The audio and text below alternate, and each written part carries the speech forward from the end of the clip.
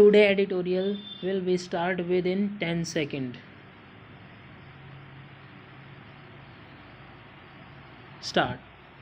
At a time when everyone is awaiting an early end to the health and economic crisis caused by the global pandemic, the interests of the laborers and workers are once again set to be sacrificed. The revival of businesses and economic activity after weeks of forced closure is indeed a key objective to be achieved. However, it is immoral and perverse on the part of some states to address this need by granting sweeping exemptions from legal provisions aimed at protecting laborers and employees in factories, industries, and other establishments. Madhya Pradesh has embarked on a plan to give a boost to business and industry by allowing units to be operated without many of the requirements of the Factories Act. Working hours may extend to 12 hours instead of 8, and weekly duty up to 72 hours. Going by Chief Minister Shivraj Singh Chauhan's remarks, it appears the state has used Section 5 of the Act, which permits exemption from its provisions for 3 months in the hope that the center would approve such suspension for at least 1,000 days.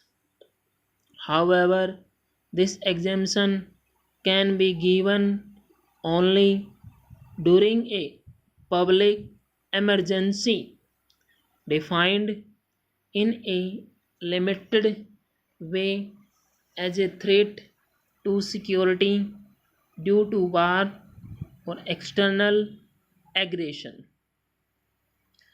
Uttar Pradesh has approved an ordinance suspended for 3 years all labor laws save a few ones relating to the abolish, abolition of child and bonded labor, women employees, construction workers, and payment of wages, besides compensation to workmen for accidents while on duty.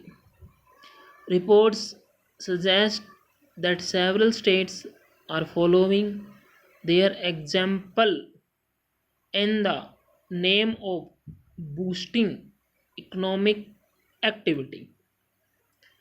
Changes in the manner in which labor laws operate in a state may require the center's assent. One hopes the center, which is pursuing a labor reform agenda through consolidated codes for wages, industrial relations, and occupational safety, health, and working conditions would not readily agree to wholesale exemptions from legal safeguards and protections the law now affords to workers.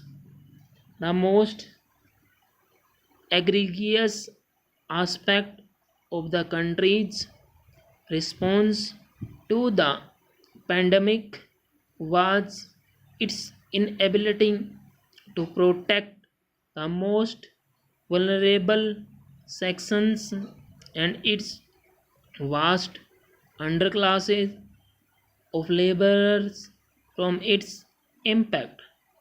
The emphasis in the initial phase was on dealing with the health crisis, even when the consequence was the creation of an economic crisis.